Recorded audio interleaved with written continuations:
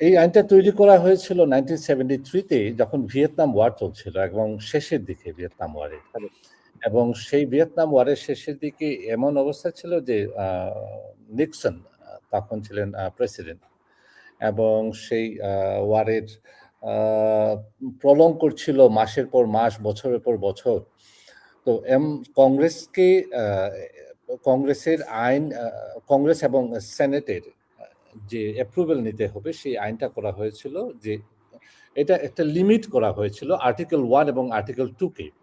Article 1 বলা হয়েছিল যে যদি আমি রিড করি যে executive power must take approval from the Congress and Senate before the executive power declare a war. তার মানে প্রেসিডেন্ট যখন কোনো ওয়ার ডিক্লেয়ার করবেন, সেই ওয়ার ডিক্লেয়ার করার আগে প্রথমেই ওনাকে কংগ্রেস এবং সেনেটের পারমিশন নিতে হবে। এটা হলো আর্টিকেল 1। আর্টিকেল 2 বলছে আবার যে if the country is imminent threat, if the country is an imminent threat, then executive power may take the war for to save the country. তো এর জন্য উনি প্রেসিডেন্ট ট্রাম্প বারবার একটা কথা বলছিলেন যে এটা ওয়ার না, এটা একটা অপারেশন, এবং এই অপারেশনটা এর জন্য এক্সিকিউটিভ পাওয়ারকেও লিমিট করে দিয়েছে এই আইনের দ্বারা, যে 60 দিন 60 ডেজ 60 দিন এই আইনটা বলবৎ থাকবে। এই 60 দিনের বেশি যদি যায় তাহলে প্রেসিডেন্ট তাকে must take the approval from, তখন ওই এক্সিকিউটিভ পাওয়ারের ওই যে আর্টিকেল 2 আর কার্যকরিতা থাকবে না। তার মানে আপনার প্রেসিডেন্টকে অবশ্যই কংগ্রেস এবং সেনেটের অ্যাপ্রুভাল নিতেই হবে। তো যেহেতু অ্যাপ্রুভাল নেয়নি প্রেসিডেন্ট ডোনাল্ড ট্রাম্প, সেহেতু এই এক্সিকিউটিভ পাওয়ারের আর্টিকেল 2টাও এক্সপায়ার হয়ে যাবে এই মে 1 তখন আপনার এই 2-1 দিনের ভিতরেই he must stop the war. এখন যেহেতু সিজ ফায়ার আছে, অলমোস্ট স্টপ, কিন্তু উনি ওয়ারও বলছেন না, এটাকে বলছেন যে এটা অপারেশন এপিক ফিউরি। তো অপারেশন এপিক ফিউরিটাও এইটা শেষ হয়ে যাবে 1 মেতে। তাইলে এখন এটা দাঁড়াচ্ছে যে প্রেসিডেন্ট ট্রাম্প হয়তো উনি খুব শীঘ্রই একটা স্টেটমেন্ট দিবেন যে উনি কি এটা প্রলং করবেন কিনা, অথবা উনি কংগ্রেসে এটার কোনো বিল নিয়ে আসবেন কিনা। যদি যেমন ডিফেন্স সেক্রেটারি অফ ওয়ার পিট হেগসেট যদি এটাকে আবার ওয়ারে যদি নিয়ে যেতে চান, তাইলে কংগ্রেসের approval, he must take Congress approval before he declare the war.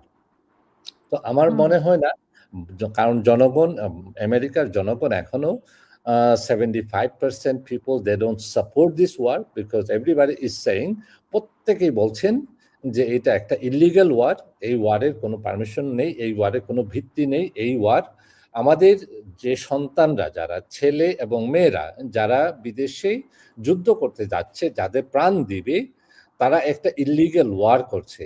এটা অন্য দেশের জন্য এটা কখনো এটা অ্যাকসেপ্টেবল নয়। এবং এটা নিয়ে গত পরশুদিনও টাইমস স্কোয়ারে সানডে টাইমস স্কোয়ারে বিগ র্যালি হয়েছে আপনার নিউ ইয়র্কে, বড় বড় শহরগুলোতে এখনো র্যালি হচ্ছে, এবং এই ওয়ারের এগেনস্টে প্রচুর মানুষ নেমে আসছে রাস্তায়, বলছে যে ইটস নট অ্যাকসেপ্টেবল। দেখেন, হরমুজ প্রণালীটা এখনো বন্ধ, এবং আমেরিকা এখানে ব্লকেড দিয়ে রেখেছে। ব্লকেডের কারণে ইউরোপ অলরেডি ড্রাইড আউট।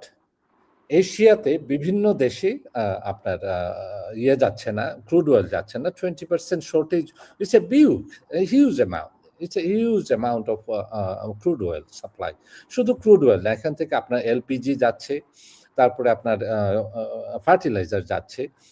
তো এইটার একটা চাপ চতুর্দিকে, সারা বিশ্বের চাপ এখন ডোনাল্ড ট্রাম্পের উপর, যে তুমি মাস্ট টেক ইদার ইস্পার অর উসপার, একটা ডিসিশন তোমাকে নিতেই হবে।